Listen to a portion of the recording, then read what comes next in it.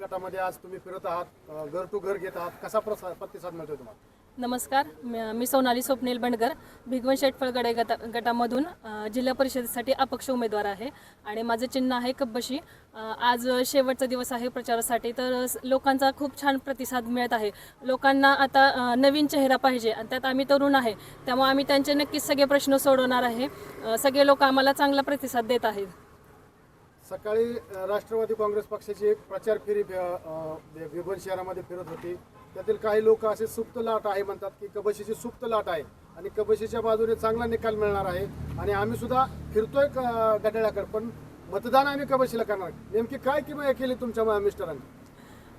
त्यांनी सामाजिक कार्य चांगलं केलेलं आहे आणि आम्ही आता जसं फिरतो तर लोक सगळे म्हणतात आम्ही दुसऱ्यांचा प्रचार करतोय, पण मत नक्की तुम्हालाच असणार आहे. कसा प्रतिसाद मिळतोय की त्यांच्या कामावर समाधानी आहात का तुम्ही? हो, म्हणजे आता आम्ही भेटी घेतो ना, तर सगळे लोक सांगतात की त्यांचं काम चांगलं आहे, त्यामुळे आम्ही तुम्हालाच मतदान करणार. आता तुम्ही प्रचार अंतिम टप्प्यात आलाय, घर टू घर प्रचार केलेला आहे. स्थानिक जे मतदार आहे त्यांच्याशी चांगला तुमचा संपर्क झालेला आहे. मग तुम्हाला स्थानिक लोकांची समस्या कुठली महत्त्वाची जाणवते त्याच्यामध्ये? आता फिरत असताना काजर साईडला वगैरे म्हणजे आम्ही स्वतः जाताना सुद्धा आम्हाला रस्त्याचा प्रॉब्लेम येत होता. तर सगळे लोक म्हणजे एक तर आजोबा असे रडले की त्यांचं आता घराचं काम चालू आहे, पण म्हटले की आमचं म्हणजे गाड्या पण येत नाहीत इथं, घराचं काम चालू आहे, तर आम्हाला त्यांच्या सगळे समस्या सोडवायच्या आहेत. तसंच आता काही ठिकाणी फिरायला म्हणजे प्रचार करताना आम्हाला म्हटले की 8-8 दिवस कचऱ्याची गाडी पण येत नाही. तसं ड्रेनेजचे पण खूप समस्या आहेत, तर ते सगळे सोडवायचे आहेत आम्हाला.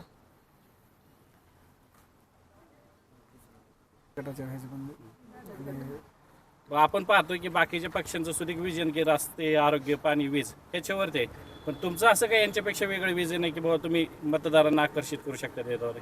महिला सक्षमीकरणासाठी आम्ही प्रयत्न करणार आहेत. महिला घरून आता काम करतायत, तर त्याच्यासाठी आम्ही म्हणजे त्यांचे जे व्यवसाय आहेत तर त्याला चांगला भाव मिळेल ह्याच्या दृष्टीने आम्ही काम करणार आहेत.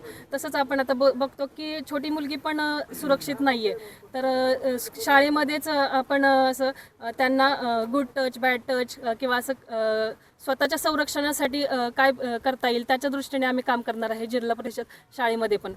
तसेच अजून जिल्हा परिषदच्या ज्या काही योजना आहेत बऱ्याचशा लोकांपर्यंत पोहोचतच नाहीत. आता आम्ही प्रचाराच्या दरम्यान गेलो तर म्हटले की गिरण असते, तर ते आमच्यापर्यंत येत नाही. आमच्या म्हणजे ज्यांना खरं गरज आहे त्याची, तर त्यांच्यापर्यंतच पोहोचत नाही, तर ते आम्ही नक्कीच काम करणार आहे.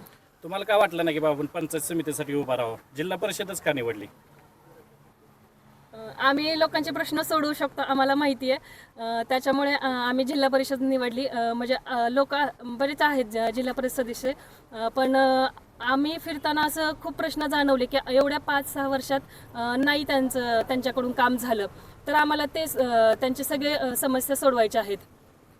तुम्हाला फॉर्म माघार घेण्यासाठी काय राजकीय दबाव आला होता?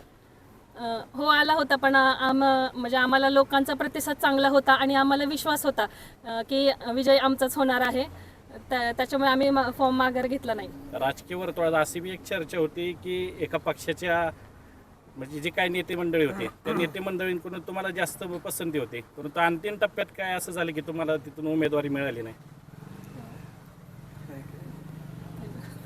ठीक आहे, त्याच सध्या आता तुम्ही या जिल्हा परिषद गटामध्ये गावोगावी फिरत आहात, पण नक्की तुमच्या समस्या तुम्ही तर मतदारांच्या बघितल्या असतील आणि तुमचं विजन काय असणार आहे तुमचं? रस्ता, वीज हे तर समस्या आहेत.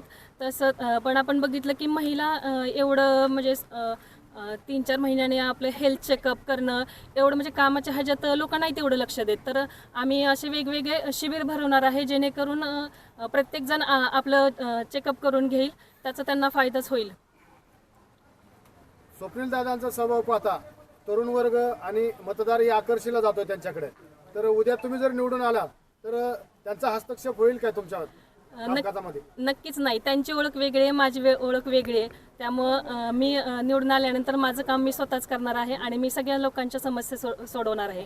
तुम्ही मतदारांना आज शेवटचा संपतोय, मतदाराचा प्रचार संपतोय, तर काय आव्हान करा मतदारांना? मी तुमच्यातलीच एक आहे.